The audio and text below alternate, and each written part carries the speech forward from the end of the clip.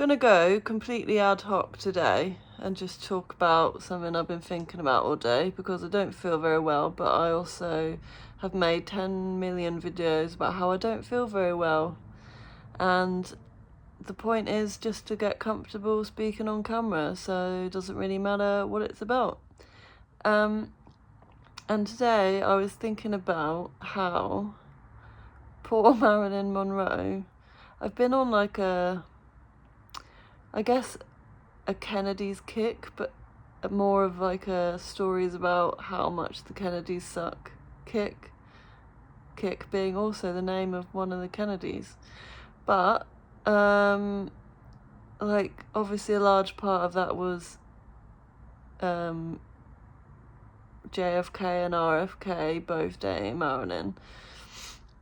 And I was thinking about how, like, horrendous it is that Marilyn Monroe's dead and people still won't leave her alone.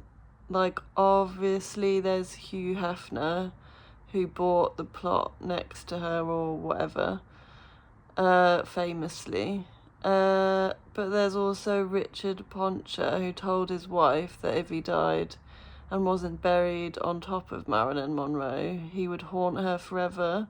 And they buried him like in his casket upside down so that he'd be like in missionary style on her.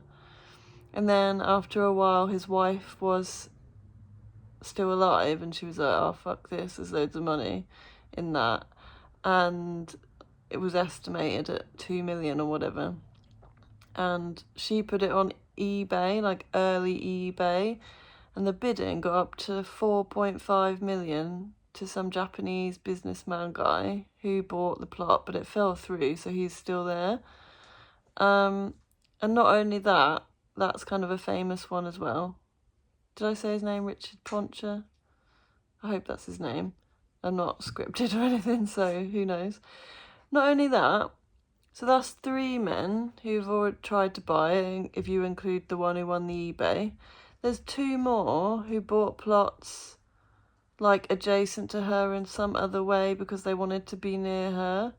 And I think this poor woman was like not treated horrendously while she was alive, including by like 2 of the most powerful men in the world, plus her husbands, plus had all that trauma around her miscarriages, plus wasn't treated very nice by the studios, plus like obviously was dealing with addiction and mental health issues in general. And like these, how is it allowed? Like if I die, is someone allowed to do that to me? If I don't buy all the plots around me for family members or friends or whatever, and they just allowed her to buy it. It's kind of weird, no?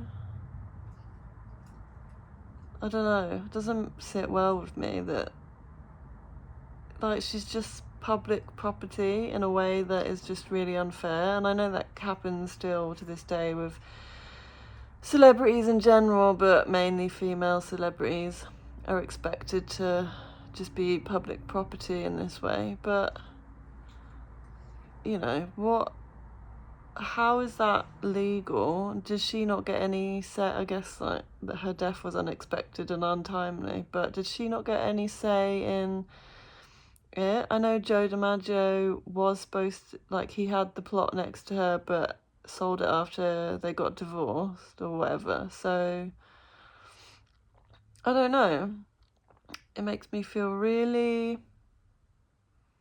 unwell and unhappy for her. I don't know if I believe in anything after death, but I just find that really disrespectful anyway. Because people come now, presumably people go to that cemetery to go pay their respects to her, and then there's all these creepy men in the way.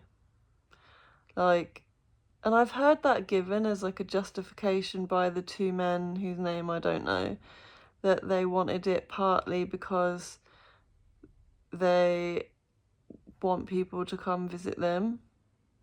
But that seems like kind of a weak excuse for being completely weird. She doesn't know you. She never knew you. I guess she probably knew half, but she didn't like him, right? Because he used her photos in the first edition of Playboy without paying her or asking her. If I'm recalling correctly, as I said, this is off the cuff, so it's not fact-checked or scripted or anything. So she probably didn't really like him, so...